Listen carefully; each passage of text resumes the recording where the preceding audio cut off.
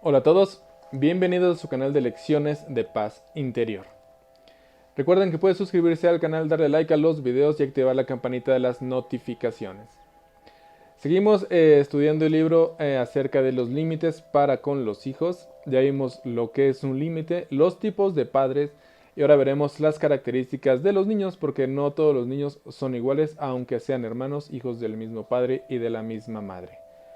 Bueno, dejen el video, que se siga reproduciendo, pueden hacer sus cosas mientras me escuchan y dejen que los guíe en esta maravillosa experiencia de ser padres. Comenzamos. Características de los niños. Para poder educar necesitamos tener algunos conocimientos básicos acerca de las características de los niños. Primer punto, pasan por diferentes etapas de desarrollo. El desarrollo es una secuencia predecible y todos los niños tienen que pasar por ella en el mismo orden para llegar a la madurez. No pueden pasar por una etapa más avanzada si no han superado las anteriores y tampoco se las pueden saltar. Cada etapa de desarrollo tiene sus características. Primera característica. Dependen completamente de los adultos. Los niños no pueden sobrevivir por sí mismos solos y pasan muchos años antes de que sean autosuficientes. Dependen de los adultos para satisfacer sus necesidades básicas de comida, salud, afecto, nuevas experiencias, educación y aprendizaje. Siguiente punto. Son inquietos por naturaleza. Les gusta explorar, hacer ruido y moverse. Siguiente punto. Su lenguaje es limitado. Tanto por el número de palabras como por su capacidad limitada de expresar conceptos abstractos, no pueden decir cómo se sienten o qué les hace sentir bien o mal, pero lo expresan con sus conductas y actitudes. Es tarea de los adultos tratar de comprenderlos y tenerles paciencia, así como enseñarles a expresarse de acuerdo a su edad y a sus habilidades. Siguiente. Cambian de estado de ánimo fácilmente y muchas veces sin previo aviso. No tienen control sobre la expresión de sus sentimientos, esto lo van adquiriendo con la edad. Sus reacciones son exageradas y se manifiestan como alegría extrema, berrinches, enojo y cambios de humor exagerados o repentinos. Siguiente. Son impulsivos por naturaleza. Poco a poco tienen que ir aprendiendo a controlarse y a decir qué es lo que quieren o necesitan. Siguiente. Tienen que aprender habilidades en todas las áreas. El control de sus movimientos o a expresarse, a saber para qué se usan las cosas y cómo comportarse en diferentes situaciones. Algunas de las habilidades como el control de sus movimientos y la coordinación se deben a la maduración del sistema nervioso central, la edad y la estimulación. Otras son aprendidas por el medio. Los adultos tienen que enseñarles cómo beber de un vaso o a tomar los cubiertos para comer y a saludar cuando llegan a un lugar, aunque a veces es un trabajo muy desgastante. Hay cosas que nunca aprenderán solos y es únicamente a través de las interacciones con sus padres y otras personas que van a adquirir esas habilidades. Siguiente. Su pensamiento es concreto, por lo que las explicaciones que les demos deben de ser con ejemplos que puedan ver y comprender. Los conceptos abstractos les son ajenos, por eso es mejor darles explicaciones con elementos que les sean familiares y que puedan ver y tocar. Siguiente. Los niños pequeños piensan y sienten que son el centro del mundo. Los niños en edad preescolar no tienen la capacidad de ver el punto de vista de los demás ni entienden opiniones que son diferentes a su posición. Piensan que todo sucede para su placer y beneficio. No son capaces de compartir sus juguetes ni de experimentar cómo se siente el otro, pero a pesar de ello, esta es la edad en la que aprenden a compartir y a tener compasión. Esto suena como una paradoja, sin embargo, aunque este tipo de sentimientos todavía no se originen en ellos, son los padres quienes siembran la semilla para la empatía. El pensamiento egocéntrico es normal hasta el final de la edad preescolar y posteriormente se va modificando hasta que el niño puede entender a otros y considerar sus necesidades. Punto siguiente. Hasta el final de la edad preescolar confunden la realidad con la fantasía. Para ellos, lo que sucede en la televisión o en los cuentos es real. En consecuencia, se angustian con lo que ven en las películas o no miden el peligro cuando pretenden ser superhombres y quieren volar. Por eso es mejor darles ejemplos concretos y crear un ambiente de seguridad. Siguiente. Manejan un concepto del tiempo completamente diferente al de los adultos. Para los niños muy pequeños un día es muchísimo tiempo. Para explicarles que faltan 3 días les podemos decir que se tienen que ir a dormir 3 veces, o que cuando sean vacaciones grandes, muchos días no irán a la escuela. Conforme van creciendo, su percepción del tiempo se va volviendo más exacta y más cercana a la realidad. Siguiente. Aprenden a través de la imitación y el juego, sobre todo en la edad preescolar. El juego es su principal actividad y su forma más eficaz de aprendizaje, ya que les permite interpretar el mundo y a dominarlo ensayando diferentes roles. Aquí cabe mencionar que puede ser cosas como prueba y error o las decepciones o alegrías que llegan a tener con sus demás amigos. Bueno, ya vimos cómo es que se manejan los niños, ahora vamos a ver el tipo de temperamento. Para esto vamos a hablar acerca de patrones de temperamento y es lo siguiente. Los niños nacen con ciertas características que determinan la manera como se relacionan con el mundo y reaccionan al medio ambiente. Estas conforman el temperamento, el cual es una parte de la constitución de la persona y tiene elementos hereditarios. Es, en buena medida, con lo que nacemos. Sus cualidades no son pasajeras, sino más o menos estables y permanentes.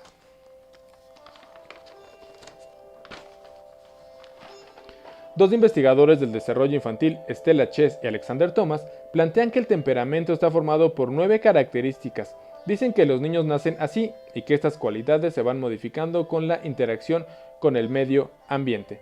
La influencia más importante para los bebés son sus padres y posteriormente la escuela. Las particularidades del temperamento son más claras cuando los niños son muy pequeños y conforme pasa el tiempo se va modificando. Las 9 características del temperamento que se describen son 1. Nivel de actividad, que sería el nivel de energía. Es que tan activos o pasivos son en su desempeño físico. Hay niños muy activos, otros medianamente activos que pueden permanecer quietos cuando así lo tienen que hacer. Juegan a la hora de jugar y descansan de ser necesario. Hay también los que son muy pasivos y que prefieren estar sentados o no se mueven ni necesitan hacerlo aún desde pequeños. Tanto el exceso como la falta de actividad física en extremo a veces pueden indicar la presencia de algún problema, porque todos los niños deben alternar periodos de actividad y de reposo. Número 2. Regularidad. Se refiere a qué funciones biológicas como el sueño, la alimentación y la eliminación de ir al baño son periódicas y predecibles y se define por la cantidad de tiempo que duerme el niño. Si es mucho o poco, si a veces come frecuentemente o a veces espacía los alimentos. Los niños irregulares tienden a ser impredecibles en sus funciones biológicas. Los regulares son más fáciles de criar que los que no lo son, que en ocasiones causan conflictos a sus madres porque sienten que no los pueden educar y que sus esfuerzos para desarrollar hábitos son inútiles. Sin embargo, es importante comprender que así es el niño, que requiere de mayor esfuerzo para instaurar en él hábitos y que esto no tiene que ver con la eficacia de los padres para educarlo. Número 3. Aproximación-retiro. Primera reacción. Tiene que ver con qué tanto aceptan a personas o situaciones como un lugar nuevo o a la comida que prueba por primera vez. Hay niños que no aceptan cambios fácilmente y les lleva más tiempo que a otros. Número 4. Adaptabilidad. En la disposición con los que aceptan las transiciones, los cambios a una nueva actividad o a una nueva situación. Un ejemplo es cuando asisten a una fiesta. Hay algunos pequeños que se quedan pegados a las faldas de la mamá y al poco tiempo se ponen a jugar. Algunos se van a jugar cuando la fiesta está a punto de terminar y otros nunca se separan de su acompañante. La habilidad para adaptarse a situaciones nuevas o al cambio puede ir de lo rápido a lo lento o a muy lento. Siguiente. Umbral sensorial, que sería la sensibilidad. En la intensidad con la que tenemos que estimular a los niños, esto para que respondan. Hay unos a los que si les hablamos normalmente hacen caso, voltean y contestan. Algunos se asustan o sobresaltan cuando les hablamos un poco fuerte y otros no responden ni aunque les gritemos porque necesitan estímulos intensos. En el caso de los bebés, esto se observa claramente. Por ejemplo, algunos pequeños despiertan cuando están dormidos y hacemos ruidos cerca de ellos. O les prendemos la luz. Y otros tienen un umbral sensorial muy bajo y con cualquier ruido despiertan y lloran. En lo que se refiere a los límites, el umbral sensorial influirá en la forma como los vamos a establecer. A los niños que tienen un umbral sensorial muy alto, les tendremos que repetir las cosas y hablar más fuerte. Por el contrario, con los que tienen bajo, tendremos que ser más suaves. Siguiente. Número 6. Calidad de talante o humor. Se refiere al estado de ánimo que expresan la mayor parte del tiempo. Hay niños que son básicamente huraños, tristes o felices. Ellos nacen con un talante determinado. Por ejemplo, algunos padres dicen, ¡qué niño tan feliz! Siempre está contento. Este aspecto tiende a ser muy susceptible a las influencias del medio ambiente y es el que más puede ir cambiando con el tiempo.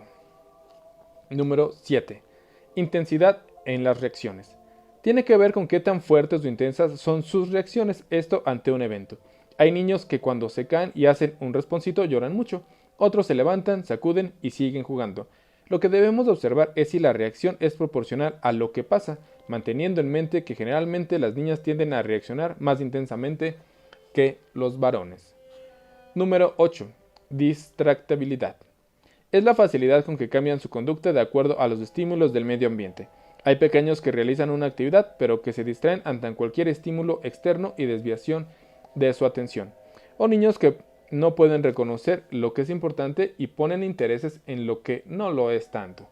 Es necesario tomar en cuenta que cuando son pequeños los intervalos de atención son cortos y que a medida que crecen se van alargando. Un ejemplo es cuando el niño está haciendo un trabajo y cambia constantemente una actividad por otra. Número 9. Persistencia del periodo de atención. Se refiere al tiempo que pueden permanecer en una actividad, si continúan en la tarea aunque haya estímulos que los distraigan. Los observamos en los niños que se concentran en lo que están haciendo, estudiando o jugando y llegan a la meta adecuadamente. El extremo de estos son niños que no se pueden despegar de lo que están realizando y la maestra les tiene que repetir varias veces que ya es hora de cambiar de actividad. Continuamos ahora con características de desarrollo del niño. Los niños tienen diferentes actitudes o características en cada etapa de su desarrollo, y a medida que pasa el tiempo adquieren habilidades que van a permitir ser independientes.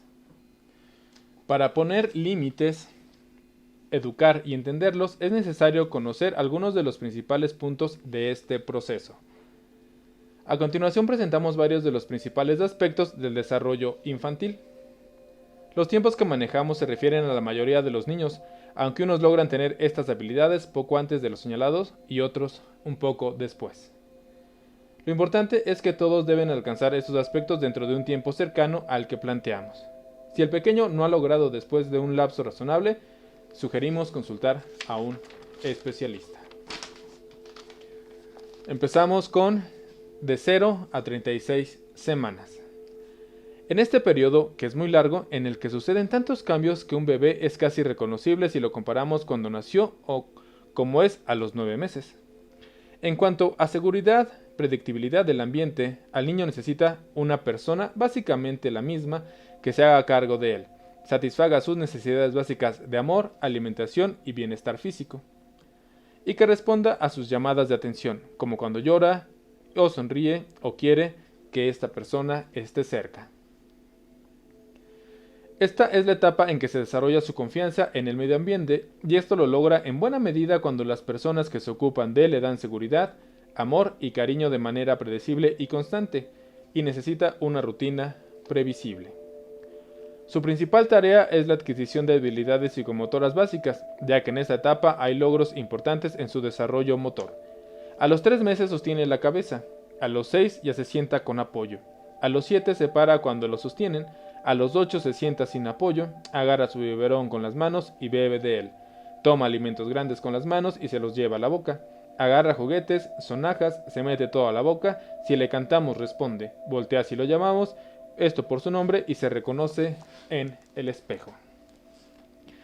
Asimismo, su lenguaje empieza a desarrollarse a través de la interacción con las personas que le rodean, ya que imita y repite los ruidos que escucha. Alrededor de los 9 meses responde con expresiones sonoras a lo que sucede a su alrededor y se comunica con los que le rodean a través de sílabas o sonidos que tienen un significado específico para él y que las personas que lo cuidan comprenden. Cuando está inquieto lo podemos tranquilizar ofreciéndole actividades que lo distraigan, como enseñarle una sonaja o llevarlo a pasear en brazos. Si se siente mal o está enfermo, llora, por lo que debemos poner atención al tipo de llanto que presenta. En esta etapa se empieza a formar los hábitos de alimentación y sueño principalmente. Siguiente, entre 9 y 12 meses. Las necesidades de seguridad y predictibilidad son las mismas de la etapa anterior. El niño presenta la primera crisis de ansiedad de separación, en lo que no quiere estar lejos de su madre. En cuanto al desarrollo de actividades y habilidades, alrededor de los 11 meses se para solo y a los 13 empieza a caminar. Comienza a decir algunas palabras a las personas que tiene un significado especial para él, y los adultos que los cuidan las entienden. Come sin ayuda y con las manos, y hace un tiradero alrededor del plato, por lo que las mamás prefieren alimentarlo a tener que recoger. Sin embargo, es recomendable dejarlo comer solo como parte del inicio de la independencia. Las conductas problemáticas todavía se dan en instauración de los hábitos de alimentación y también de sueño. Es importante que, de ser posible, duerma en su cama y no en la de sus padres, a menos que sea una situación especial como cuando está enfermo. Esta recomendación se aplica en las etapas que siguen. Entre los 12 y los 18 meses. En cuanto a seguridad y predictibilidad, este es el periodo en el que debemos ser un poco más flexibles, porque empieza a autoafirmarse. En esta edad busca la aprobación de los adultos, ya que somos quienes le indicamos con nuestras actitudes y palabras lo que está bien y lo que nos gusta que haga. También somos quienes vamos a recoger o reconocer esos logros. En este momento el niño siente que el mundo gira a su alrededor, por lo que debemos instaurar hábitos y límites tomando en cuenta que este punto de vista, pero también el objetivo que queremos lograr con él. No es recomendable utilizar la fuerza, y es necesario ser constantes y predecibles. Como el niño ya camina y se dedica a explorar su medio, es esencial que tenga un ambiente libre de peligros en el que pueda investigar.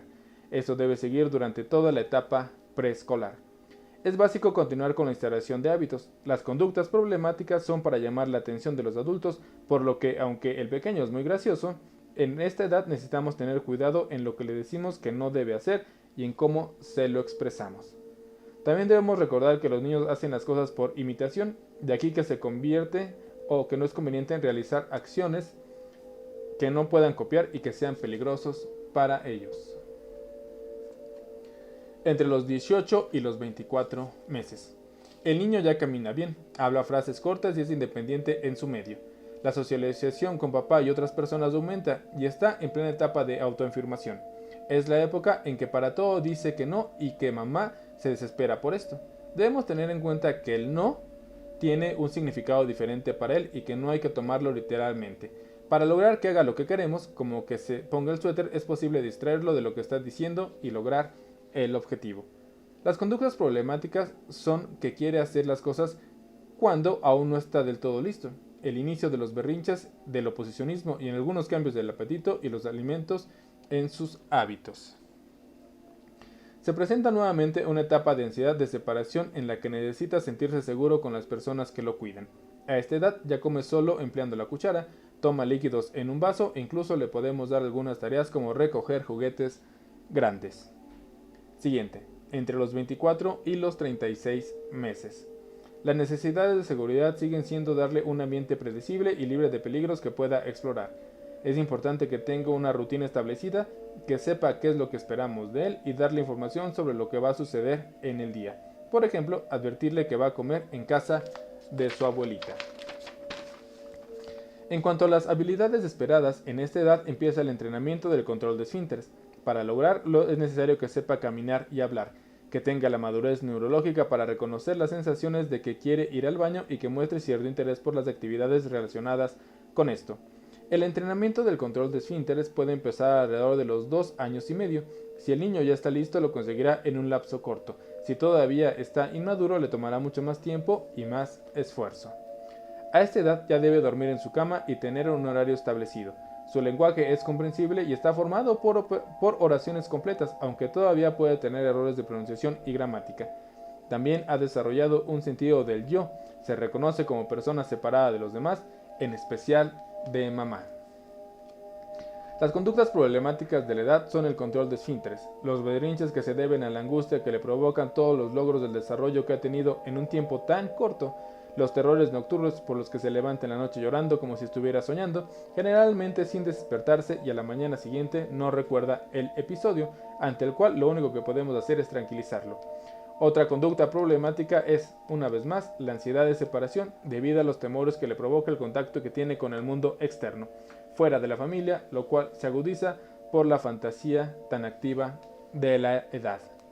En este periodo ya pide lo que necesita, se pone la ropa pero mal, al revés o mete la mano por donde no debe, se quita algunas prendas y los zapatos, pone cosas grandes en la mesa como servilletas, construye una torre de 3 cubos y dibuja una figura humana que es una cabeza con 2 líneas que son las piernas.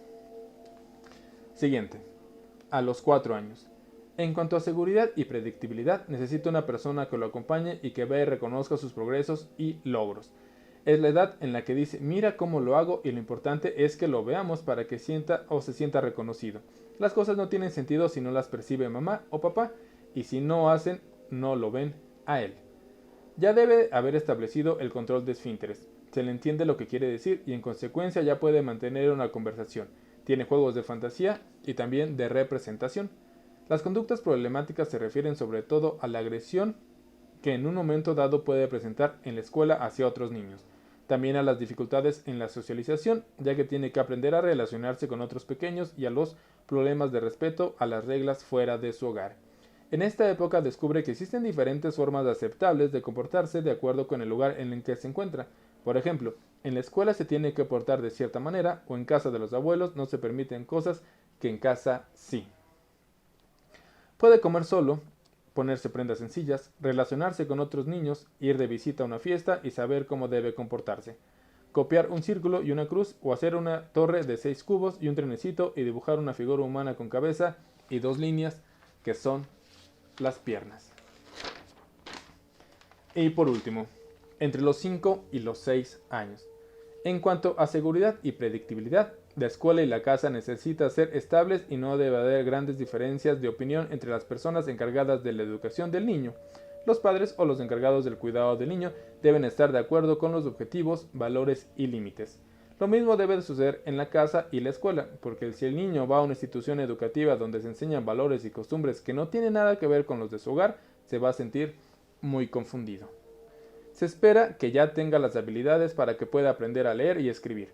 Ya come, se viste solo y tiene un horario para dormir, y todavía presenta juegos de fantasía y representación. Esto desde los 4 años.